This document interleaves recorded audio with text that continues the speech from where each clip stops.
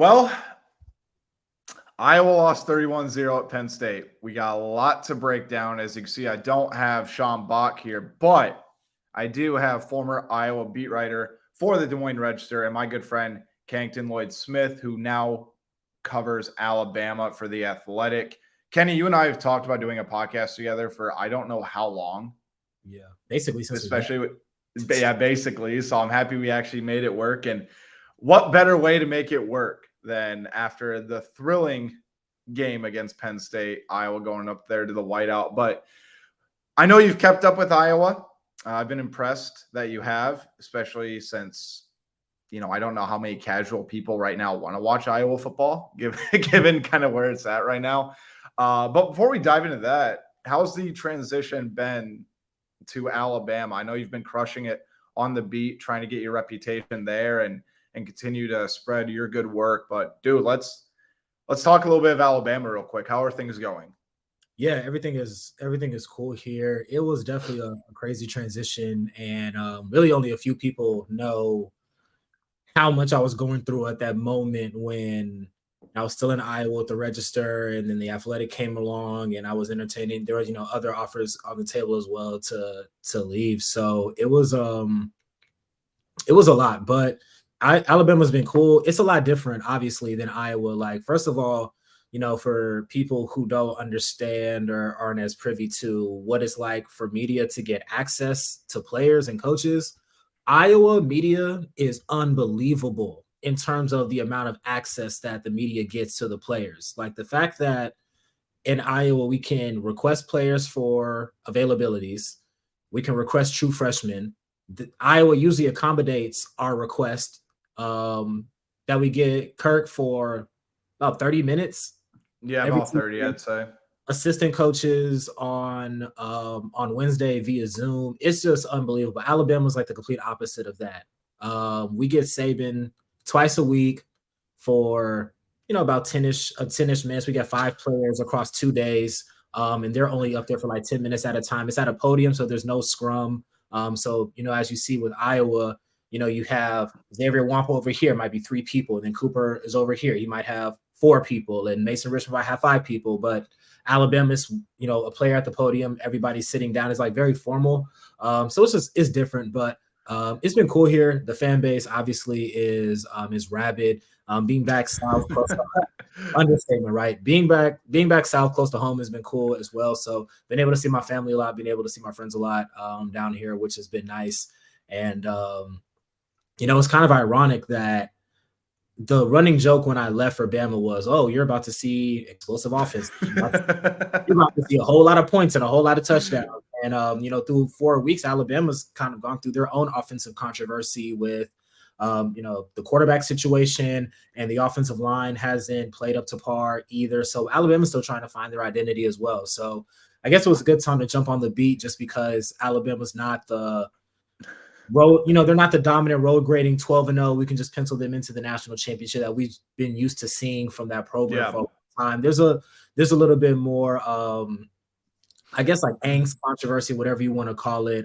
Definitely a lot more intrigue. I think after a while, even if you're a fan of a team, you kind of get tired of reading about a 12-0 team for 15 years, for 10 years. Sometimes, things happen. Alabama's not as dominant as they was, and that opens up opportunities to talk about different things and for new storylines to emerge. So it's been cool so far. Trying to get on and stay on Saban's good side. So that's an everyday, every week challenge. But it's been cool. Obviously, my former coworker and your, I guess, coworker in a way, Cody Goodwin, is down here covering Bama for Bama 247. So shout out to Cody. I see him all the time. And good dude, deserve the opportunity for sure. 100%. So I'm glad that he's down here. And it's funny that you mentioned me watching Iowa in a casual way, because Cody's like not really watching Iowa at all. And he's just like, after the Ole Miss game last Saturday, I'm leaving the press room. I'm talking to Cody. I'm like, yeah, I'm about to go watch Iowa play Penn State. He's like, why would you do that to yourself?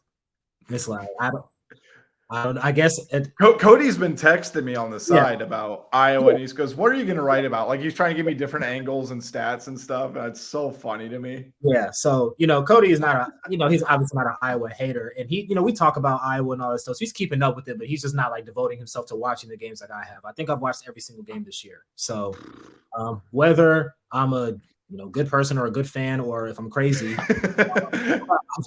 I've been watching. So it's dope to be here and to be able to just kind of like take a break from Bama and talk about Iowa this season.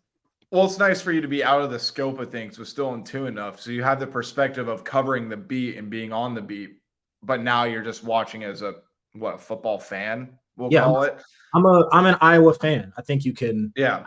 I think that's a good way to put it. I'm a fan. And then just on another note, I think your 247 subscribers know, but I am a part of the Hawkeye Insider message board. I haven't been really active on the board recently just because like my job has me bogged down, but I keep up with you and Sean's work. I read the board. I talk to Chad multiple times a week. So I'm still constant communication with Chad. I subscribe to the Register. I'm a part of his tech group. Obviously, Scott Doctorman, we're coworkers now. So, yep. So Scott, keeping up with him, John Steppe, the Gazette, me and him have exchanged a few messages since I've been gone too. So still very much tapped into the beat and watching what's going on. And before we get into anything else, want to give a shout out to my replacement, Tyler Tashman. He's been writing some really good features, and I've been enjoying what he's doing as well, and enjoying the team that him and Chad have formed. So, shout out to Iowa Media, made some good friends out there, and obviously a lot of good, reporters out there. So staying tapped in as much as I can. I think another thing too, really quick. One, since you only get Saban for like 10 minutes, that wouldn't even cover half of that's like Kirk's opening statement sometimes. Yeah. Like I couldn't imagine only having Kirk for 10 minutes because he'd be, his opening statement for 5 or 6, and then you get 3 questions in, maybe at most. Yeah.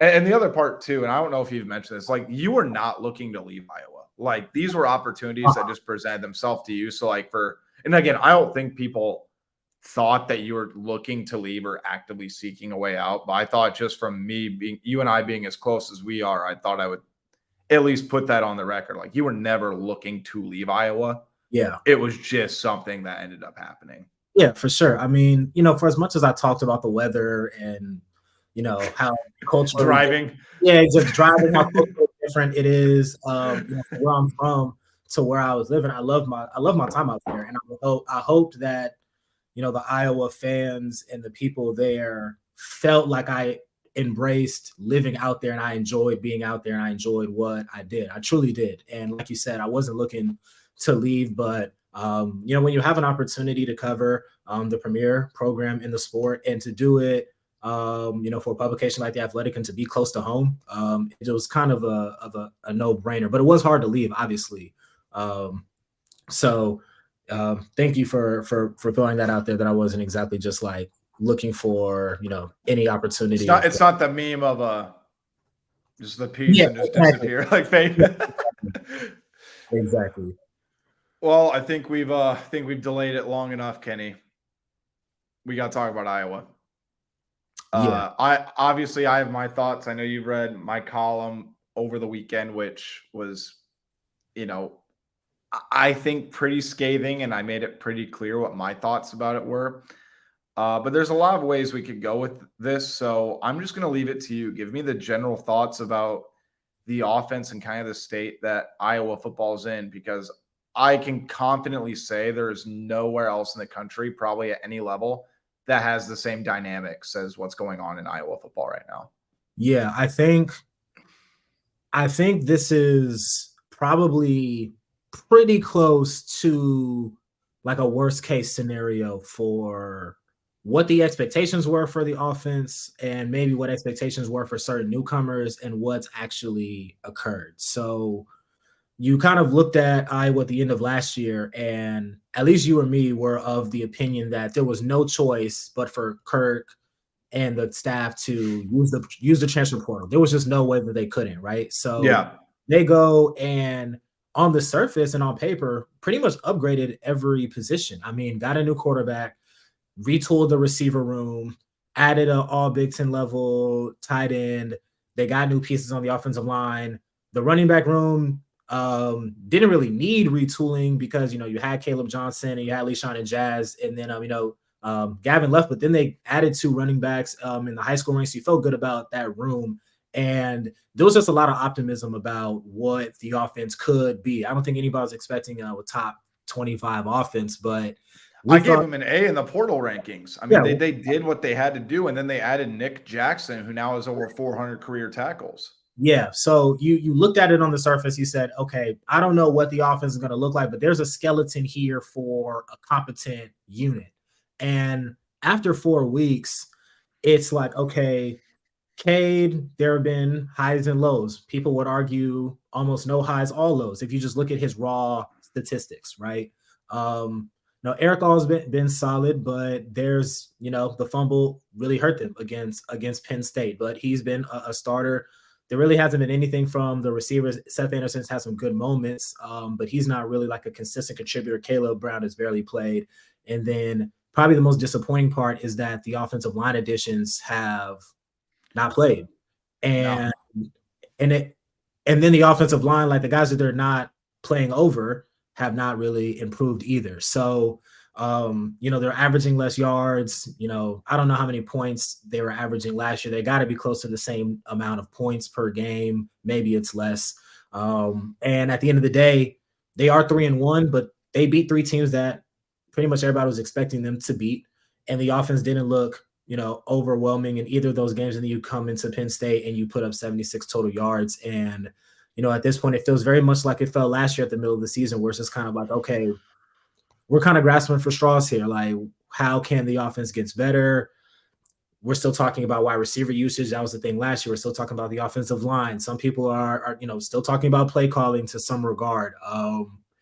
It's like the same. It's the same old thing, and I think it's even more disappointing and probably more disheartening if you're a fan, because 2022 is different than this year, right? Because at the end of 2021, Kirk's whole thing was, I'm doubling down on the guys that we have in the building. So outside of just faith in the current personnel in the roster, there really wasn't much reason to believe that Iowa's offense was going to get a lot better, right? It was just like, okay, set, another year for Spencer Petras and this offensive line in this unit. Maybe that'll be enough to push the offense forward, and it didn't. This time it was like, okay, we're going to bring in a whole bunch of new players, guys who have been proven at their level or their score, whatever. We're going to try to, push the offense forward with the piece that we have, and it still hasn't happened. Yep. That's kind of like where the disappointment is. So, I don't really know that's like my general thoughts. I really don't know where else I can say as far as just like my general overview of the offense. Yeah.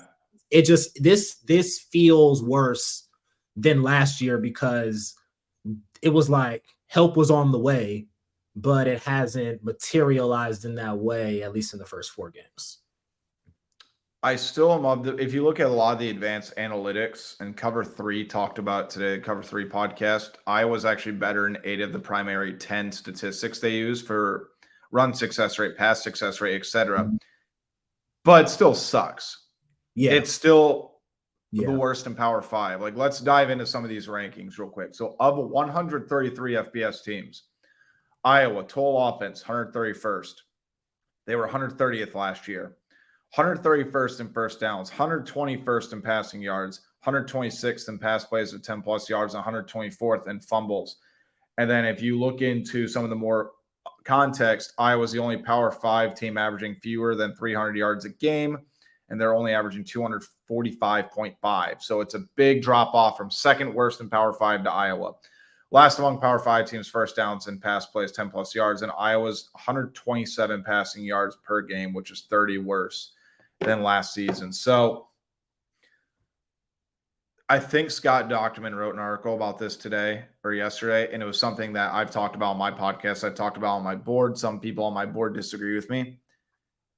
Iowa's not going to be able to get wide receivers via the transfer portal next year. They're not going to be able to recruit. I don't know how they're going to recruit wide receivers. And again, some Iowa fans disagreed with me, but I'm sticking by it. And now that you're outside the Iowa scope of things, I kind of want your take on it too. Yeah. Iowa could finish with 9 or 10 wins this season, right?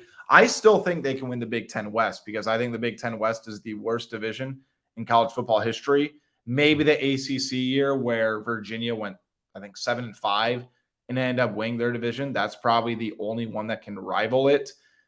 But I just don't know how you're going to be able to convince people to go play for Iowa football and skill positions. And you think about Washington's coming over, Oregon's coming over, USC, UCLA, 4 good offenses. Michael Penix Jr. might be the best quarterback in the country, the Heisman favorite, in my opinion, with what he's done. So right now for Iowa, this is a narrative after they got blown out on national television. I can't remember what the numbers were, but there was a very, millions of people watched it. Iowa could win 9 or 10 games this year, but the narrative that is stuck with Iowa's offense, it's going to take multiple years to correct that for the casual sports fan and some of the national media that don't necessarily watch a lot of Iowa football. Do you agree or disagree with that?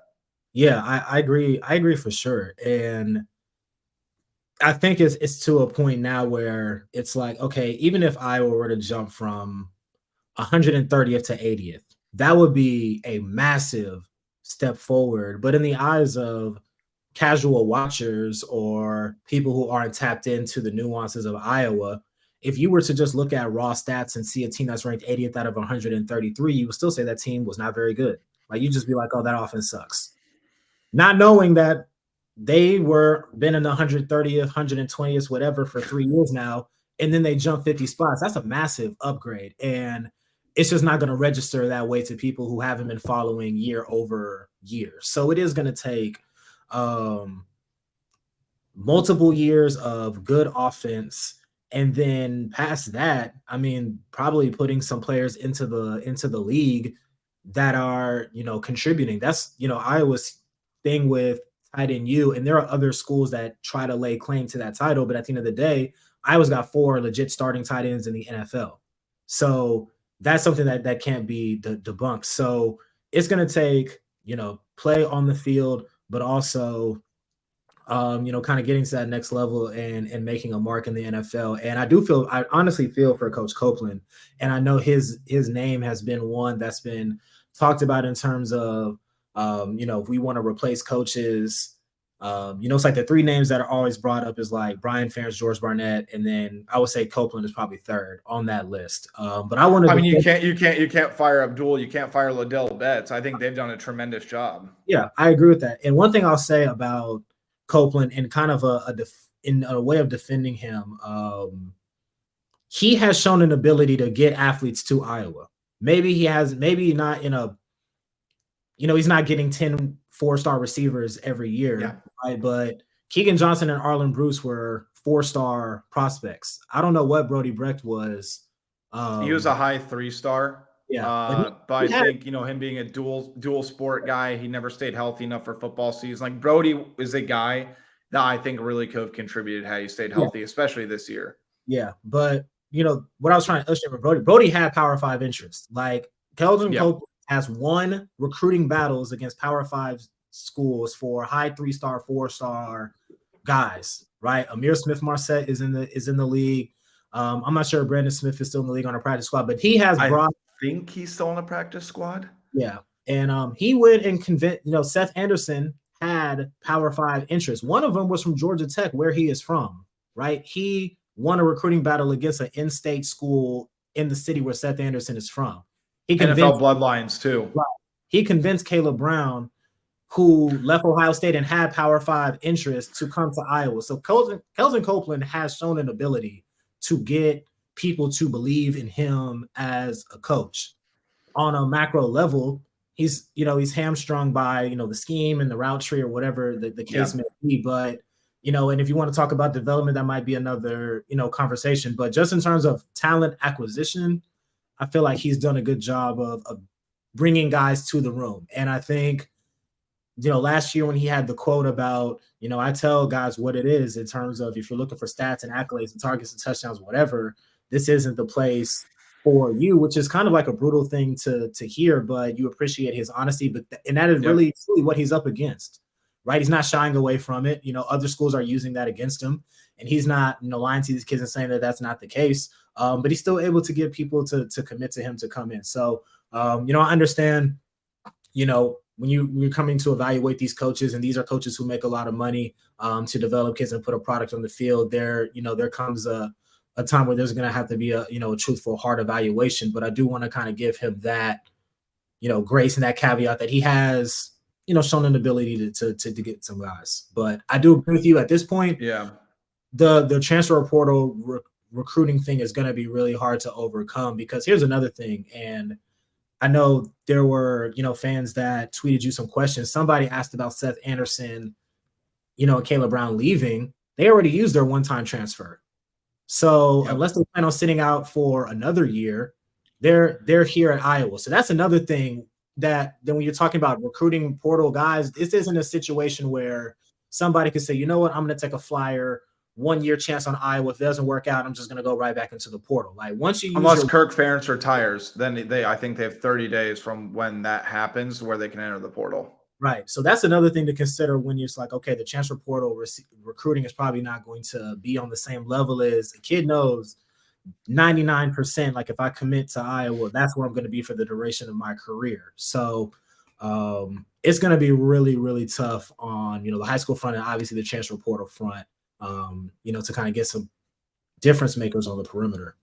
So then diving into this, because this is something that I wrote about in my column. And again, I don't believe this is intentional, but right now, given the dynamics, whether it be personnel based or anything like that within Iowa athletics, it's a culture of offensive ineptitude. And the biggest problem that I think a lot of fans have, Kenny, and even media members, like we've talked about it among media members, people would be surprised how much media members talk about the state of the program. I mean, you and I, whenever we, go out to eat or go watch games together, we talk a lot about Iowa or the beat that we're covering. There's no accountability right now with this poor performance. Now, look, fans can blame Brian, fans can blame the O-line, fans can blame position coaches, but nothing is changing. So there's no accountability other than a public outcry. And you've been a bottom 13, 14 offense for going on year 3 at this point. There has to be some sort of change. And I think this weekend against Michigan State is going to be one of the most important games in the last few years, because if they lose to Michigan State, given everything that's going on within the program, it could absolutely snowball. And I think the fans would just absolutely snap. The last straw would be broke. But think about it just from this perspective. And again, this is something I want to talk to you about. At what point is there actual accountability? Because you've watched Kirk Ferentz press conferences. It's gotten to the point where he almost can't justify what's happening.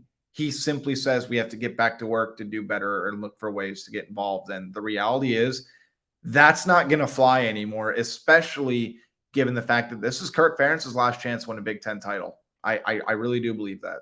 Yeah, I would agree with that. And, when you're talking about these Kirk Ferentz pressers, the questions are being asked.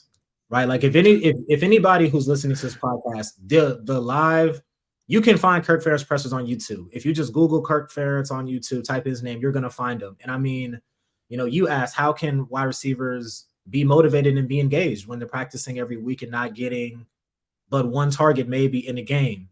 Scott Docterman peppered Kirk early. And I remember when, the 25-point amendment press conference, Scott just asked him straight up, what does Brian Ferentz do well as an offensive coordinator and play caller? Is that Kirk can answer? If that's not a tough, straightforward question, then I don't know. I don't know what is. So the questions are being asked. The answers are not, suitable. And, that's just Kirk by, personality and just kind of his philosophy. He's not going to throw anybody under the bus, and he's going to have a team mentality. And in some ways you do admire that. But in others, it does feel like there isn't it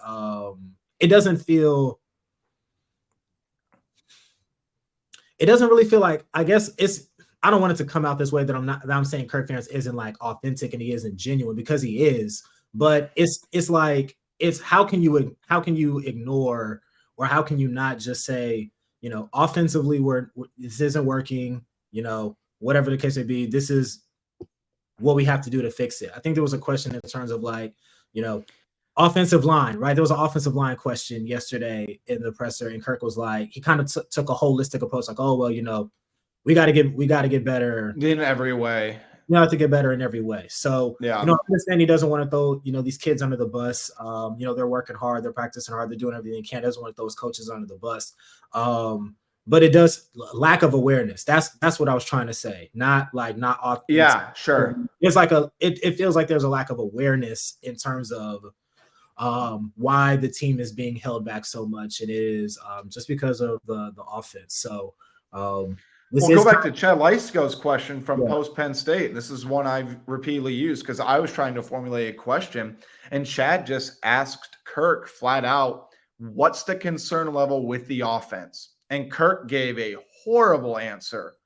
He just said, we didn't score, but we didn't stop them from scoring either. He immediately brought the defense into it. Look, the defense wasn't perfect. They couldn't get off the field on third down. That's a legit criticism that still needs to be there, even though the defense was on the field for 97 plays. Like, they still could have been better, but why is the coaching staff for Kirk putting that much pressure on a defense and special teams to make plays and not on the offense? Like, there is no program in the country that has more pressure on its defense, on its special teams to make plays, to remain relevant. And then Kirk, I think, followed up by saying, there's no concern if that really makes sense other than the fact that we didn't score.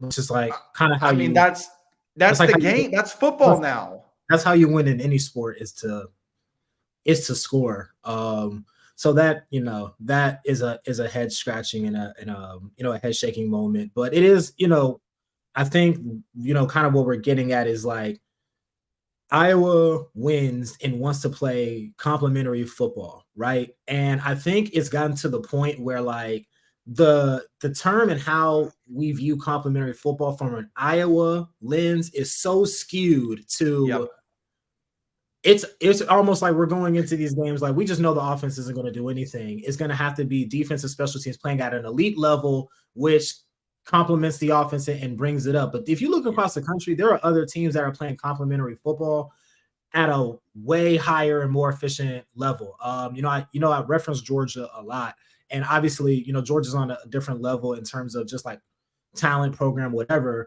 But Georgia is a complementary football program.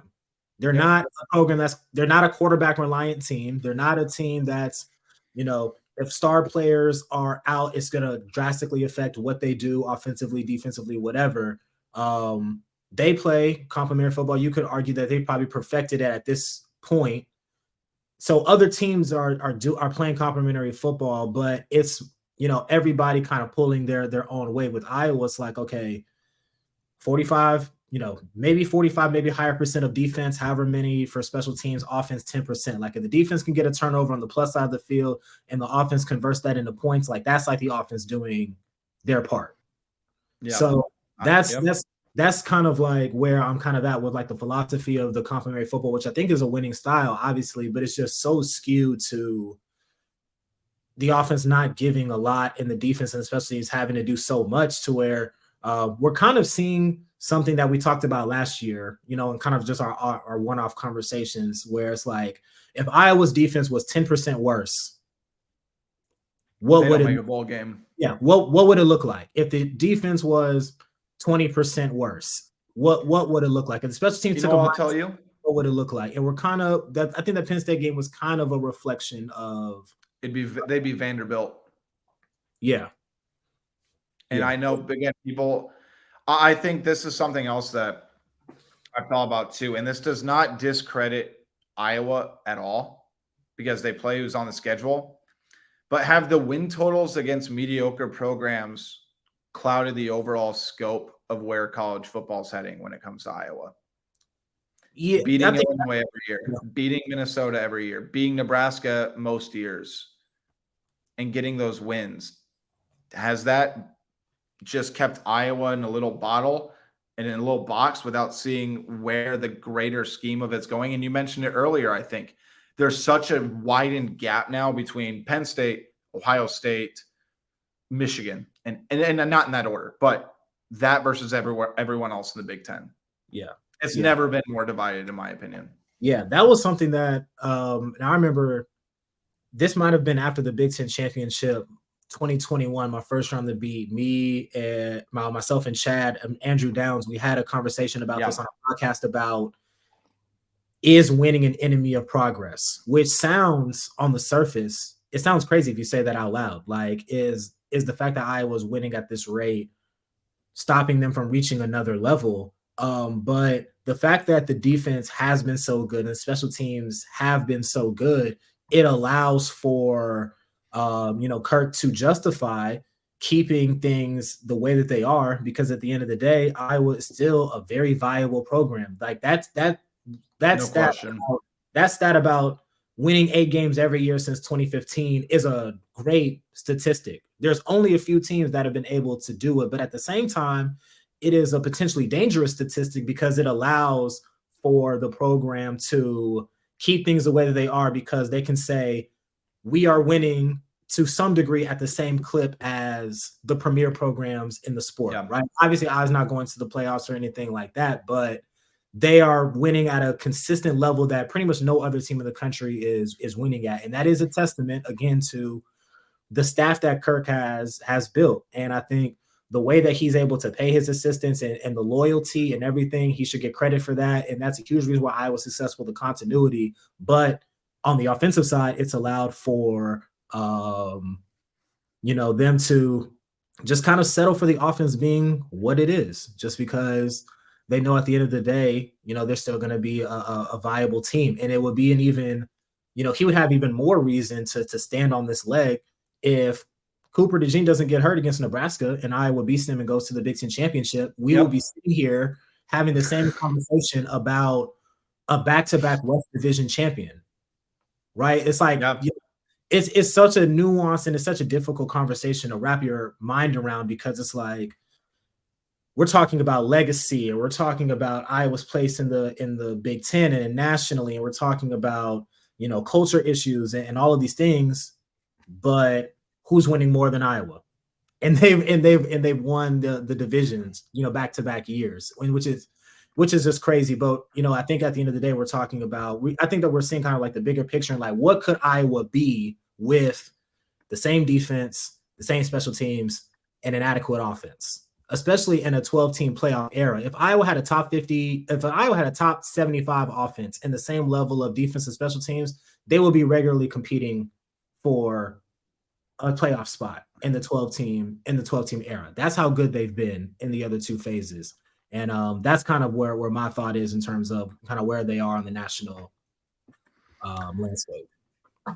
It's like I said, it's such an interesting conversation. I want to make sure that we get to our questions that people submit as well. But like I said, you and I could continue to go down this path for forever. And, the reality is this: once the divisions go away, Iowa has to start playing the USC, have to start playing an Ohio State more. They have to play Washington. They have to play Oregon.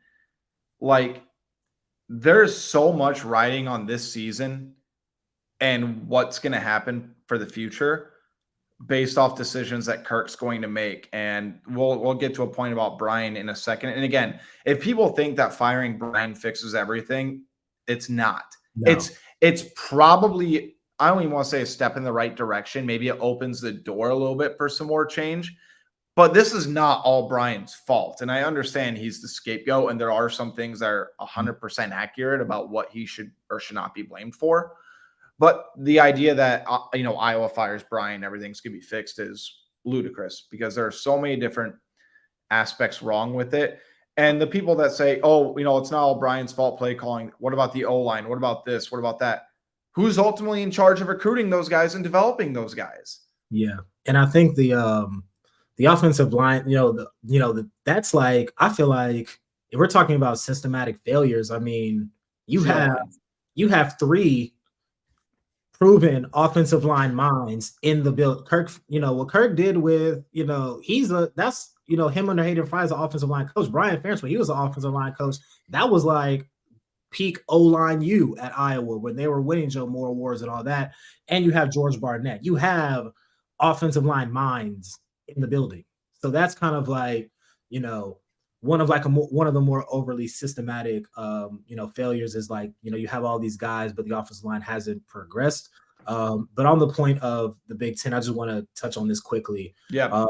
There was I don't know where you stand on this. I don't know if we talked about this, but there were a lot of people on Twitter, and I had a tweet we're talking about people saying that they didn't want Iowa to go to the Big Ten championship because they didn't want them to lose by 50 on national television.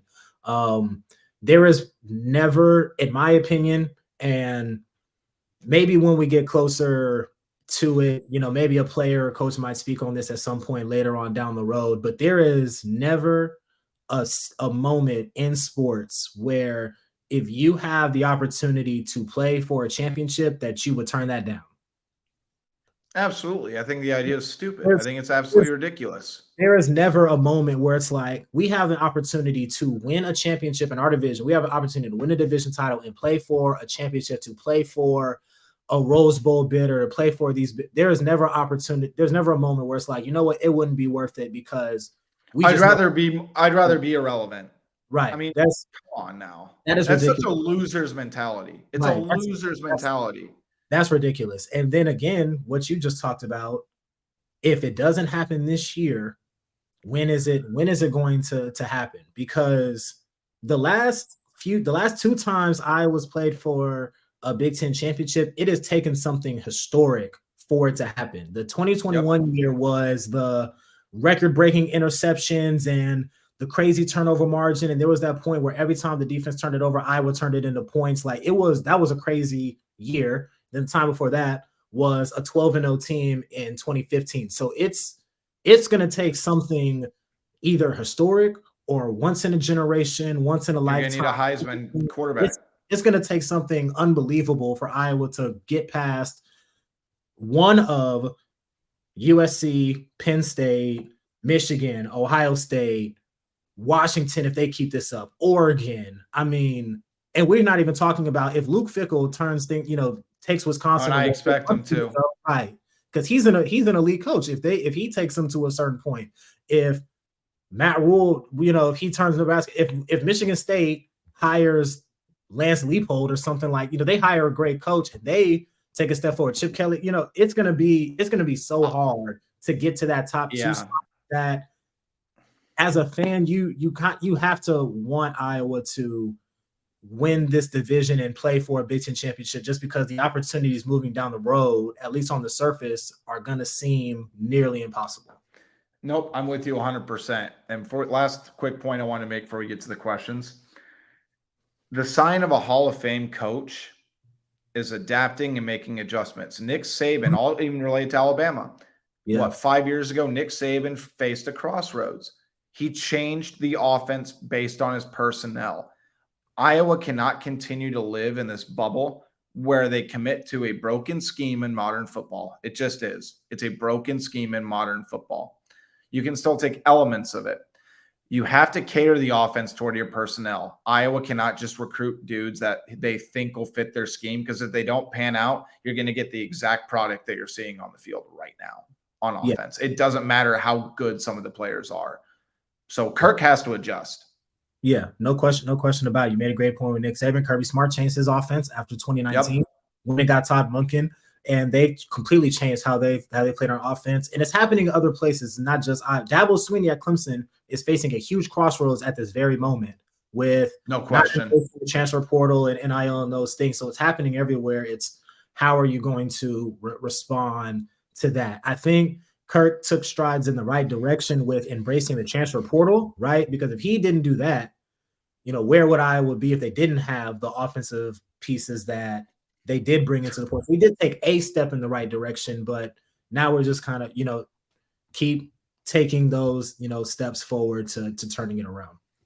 Yeah. Before we get out here, Kenny, I do want to make sure that we hit on our questions. And I'll let you answer some of them more so than me, because I don't like speculating on jobs, but luckily you're out of the scope of things. So I feel like I'll let you.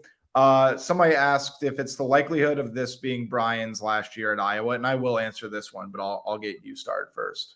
Yeah, I'm going to say very high. I can't say 100% because we just don't know, but it's really high, I think. When you think about offensive performance, when you think about pressure on the program, and then I think, and I was listening to John Miller's podcast, I think he made a very astute point where you're talking about Beth Goetz. If she ends up becoming the permanent athletic director and her first move is to retain Brian and to keep things status quo, that I don't know how that's going to play within the fan base. There's always going to be a large amount of the fan base that's going to ride with Kirk no matter what. And I think that it is, that is deserved as warranted. Kirk is the GOAT in terms of Iowa's football program. He's going to get a statue outside Kinnick. Yeah, absolutely. Absolutely. So, her siding, to say that's the right or wrong decision, I don't know. Maybe that's not fair to her, but sure. I do think that is not going to play very well with a large part of the fan base. If that's like her first major move as athletic directors, you have to factor that in as well. So I would say very high likelihood that, Brian is not going to be the OC next year. Yeah, I'm with you. I mean, I was going to mention that podcast as well. I watched that, and I thought that was a tremendous point because I think she does deserve the job. I think you look at her resume, unless you're bringing in a top 5 or 10 sitting athletic director, Beth obviously deserves the opportunity. I think she's a fan favorite right now with the way she's trying to embrace NIL, and she's been working very close with Brad Heinrichs, this Swarm Collective CEO, which, again, I think is a massive deal. But you can lose that support real quick if you bring back Brian. Because I'll be quite honest with you, Kenny. Iowa's not hitting 25 points per game this year. They're not. I'll be shocked if they do. I still think they can win the Big Ten West, but unless something crazy happens, and again, Iowa fans won't like this, and this might age very poorly, but I'll say it. Nebraska's not a gimme game, man. No. They're ranked. They're number 1 in the nation. Yeah, and it hasn't been a gimme game. It's not like they're number 1 in the nation rushing defense. I want to make sure I got that part out there. Number 1 in the nation rushing defense, 45 points per game. And if they stop Iowa's rushing attack, Kenny, yeah, I mean, what's Iowa gonna do? Yeah, that's what we've seen. Yeah, not a gimme game by any means. If you look at the last several results, I mean, these are one possession games. Yeah, it was a miracle that Iowa won in 2021, where they went to the Big Ten West. Where they went to the Big Ten championship, and it was like the flu game and the crazy comeback and all of that. So. It's not a gimme by any means. I would agree with you there. So I'll go high likelihood that Brian is not retained. And there were a lot of rumors this past offseason that had a lot of legs to them. It just didn't end up panning out for whatever reason, which leads me to my next point. This is one I will want to stay a little bit clear from. But again, you don't cover the program. So I don't mean to put you on the spot, Kenny. Mm-hmm. But could this be Kirk's last season? Especially if Brian goes. It could be. I don't think that's a little lower on the likelihood scale for me. It's a greater than 0% chance. I think, it's kind of one of those things where it's like, Kirk would retire or walk away before he has to fire, Brian or anything like that. I do think that is a well-taken point, but I do think when push comes to shove, he would stay Iowa's coach and Brian would exit, because this is just me. I'm not inside the program, but this is just, for me speculating what my viewpoint is. There is I don't know how much fun Kirk and Brian are having working together. Like, I'm sure that they enjoy working together, right? And they obviously love each other. There's a strong relationship there, but this has not been a fun few years of them trying to figure this offense out. It's not working progressively. More pressure is building. It might be one of those things where it's emotional for Kirk, but he says, you know what? It's better for my son to not be in this environment anymore. And it might end up benefiting our relationship if we're not in this foxhole together trying to figure this out. And there's all this outside pressure on us, right? Maybe Brian goes and gets a offensive line. He gets another job. Kirk stays at Iowa, and they're able to just, talk about football in a way where it's not trying to figure out how to make the offense work and everything else that's surrounding the program and all the outside pressures. So I think there might be some benefits to their relationship on that regard. Again, this is just, me speculating, just kind of giving my opinion on the matter. But I think, Kirk, his last year, I'll probably put that at less than 50%. I think he's thinking multiple year plan. I am very interested what the vibe's going to be like, assuming Brian does not return, because right now, Kenny, there's no way you can go through another season like this and not make a change. We thought that last year, but you really can't do it because Iowa right now, and I'll put it completely blunt. And again, you're outside the program, you associate with a lot of national guys, etc. Iowa's offense is the laughing stock of college football. Yeah, for sure. Yeah, 100%. I mean, it's like, here's like a funny illustration of like like a casuals or like a national or prospective people who don't follow Iowa, right? So Sam Laporta is killing it right now in the NFL. When he got drafted in the second round by the Lions, I'm in a group chat with people who, only went to UGA, only live in the South. They don't watch Iowa. They're in the chat like, oh, this is a bust. Oh, the Lions, why they take an Iowa tight end in the second round? He didn't even score any touchdowns last year. This dude is garbage. Da, da, da. I'm like, I'm telling y'all, this dude can really play. They're like, oh, you're just saying that because you're in Iowa, whatever. I take Sam Laporta in my fantasy drafts. Everybody's like, oh, that's what a stupid move that was. Da da da da. And now he's killing it in the league. So like, it's even more than just perception of the program. It's a stigma that is following players into the league. Again, that might be jarring to hear as an Iowa fan, just because like we know, because we watched Sam, we know Sam, how good of a player he is. But just on the outside, like, oh, you just see an Iowa, offensive player going that high in the draft. It's like, why is this team picking this guy? He was a part of a horrible offense. So he's gonna go down as one of the more undervalued Hawkeyes of all time. Yeah, like he should have done a lot more with his college career, and that's not dissing him at all, because it wasn't his fault. Right. So that's just like a snapshot illustration of just kind of how these things can, have multi-pronged effects. Yeah. So somebody asked about how would you rank these factors in Cade's somewhat lackluster start? There's the quad injury, scheme, playbook, difference in talent around him here versus Michigan. I don't know if I can rank them, Kenny.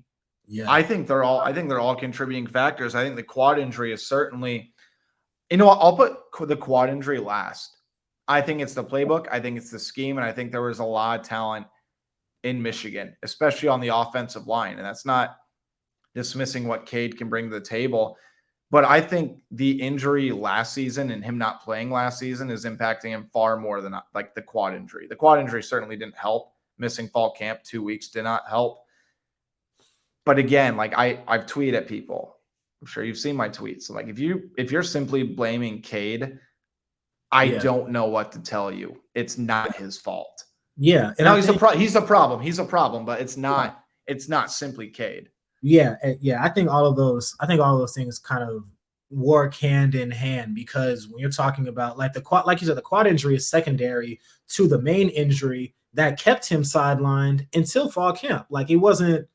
I think that kind of coming in, at least from my point of view, I would hope that this was everybody else's point of view, that this was not going to be just an automatic seamless transition just because of the amount of reps that he lost at Michigan last year, not even being able to practice. Like, we're not even talking about game reps. He wasn't even able to get practice reps at Michigan last year. Then he's recovering through winter. He's a limited participant in the spring. And then he gets in the fall and he's finally gets to put the pads on. Then he gets hurt. But it was everything that kind of led up to that point that kind of held him back as well. So I would probably put that one. Scheme, obviously another thing. The talent, can make the argument as well. But it's kind of hard to quote Kurt. And this is sort of like a funny, thing from last year. Fair evaluation and whole body of work. Like it's true. It's hard to kind of grade Cade. I mean, you probably wouldn't grade him well. I mean, the stats are not great, right? The offense hasn't looked great. I'm not trying to absolve him, but there are some factors into that. But I think, again, the offensive line is, I will put that as the number one problem with the offense, honestly. And like you can't do anything in that scheme. Yeah. With that offensive line. Yeah, that's the thing with the play calling. It's like, okay, Brian's not calling the right plays. And I know people talk about the sweeps on the short side of the field. Okay, point taken. But it's hard to do anything offense. It's hard to establish anything if you're not getting any type of respect at the point of attack. And that is, it's been a 3-year thing now. And kind of like how I gave Coach Copeland some grace earlier. I know George Barnett is a hot name and people want him out, but I just want to say, he hasn't had the best luck either. I mean, going back to 2021, Kyler Schott, who was an all Big Ten guy, breaks his foot, plays hurt that whole year. That was a huge part of the reason why the offensive line wasn't great. Justin Britt, another Cody Ince. These are guys who are supposed to play, right? Yeah. it didn't pan out. It wasn't their fault. They were, hurt or whatever. David Davikov, who was a legit blue chip prospect, who again, that dude could have went first 2 rounds, first round. He had some of the best film I've watched an Iowa offensive lineman get. Yeah. So I want to give Barnett some praise. Those are 4 guys who he was expecting to be players that he just did not have in his arsenal. So it's not like he hasn't had some adversity as well. But with the guys who have been, Mason Richmond, Connor Colby, 3-year starters, Nick DeYoung's been in the program for, several years, even going back to Jack Plum last year. And then, Logan Jones, 2nd year. There are guys who he's had that have not panned out either. Right. So kind of like a double-edged sword with Barnett. But the offensive line to me is the number one problem with the offense. And it goes back to what I said earlier. Somebody has to be held accountable at some point. Like, you just can't keep listing reasons for excuses. I mean, that's what, again, separates good programs from elite programs. There's an expectation saying no matter what happens, you got to perform at the highest level. Yeah. And again, if you look at Iowa's pro style scheme, I mean, Cade came into a 3-step drop back without having 2 guys in his face.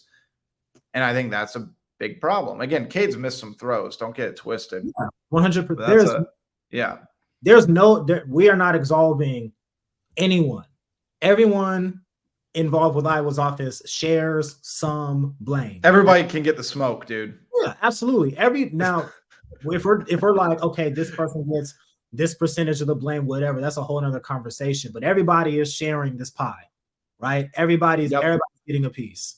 So I want to be clear with that point. Yeah. So somebody wanted me to grill you about how much money it would take for you to go up to Saban's podium, take a sip of his Coke, and put it down in the middle of the press conference and just sit back down.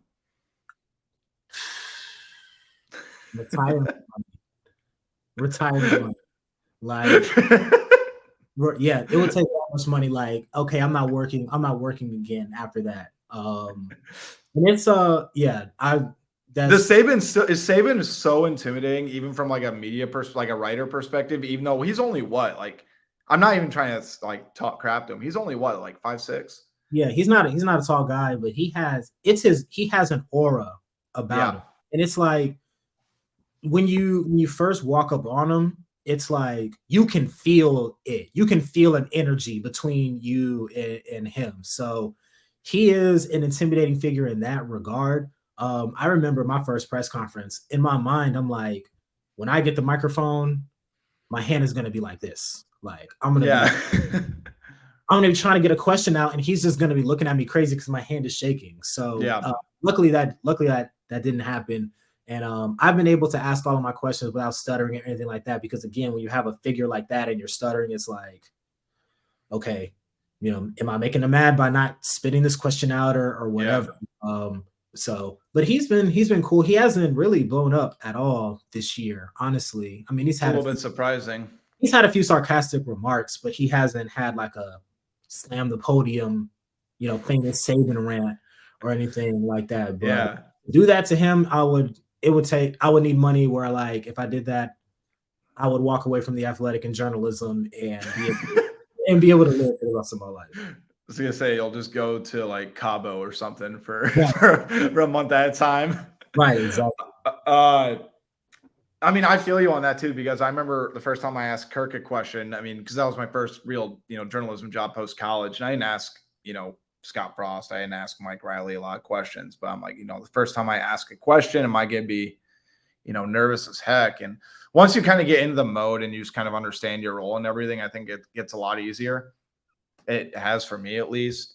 But Fran McCaffrey is probably a little bit more nerve-wracking than Kirk. Yeah, for sure.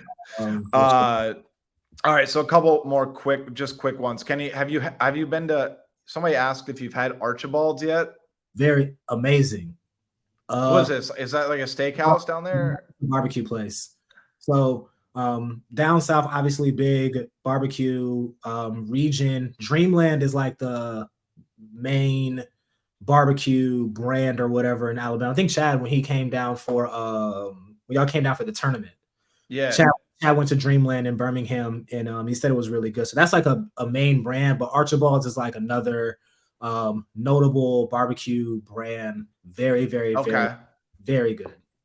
And somebody asked, how many Harry's buckets have you consumed yet? I don't know if that's a college bar or like what that is. I have no idea what that is. So Okay. maybe I'm not immersed in true Tuscaloosa culture yet. I don't know what a Harry's bucket is. Unless it's one of those, yeah. We have a Saban presser tonight, so I'm gonna go. I'm gonna ask the vets on the beat. Okay, what's a Harry's bucket? Is that what Harry's bucket? Yeah. Yeah.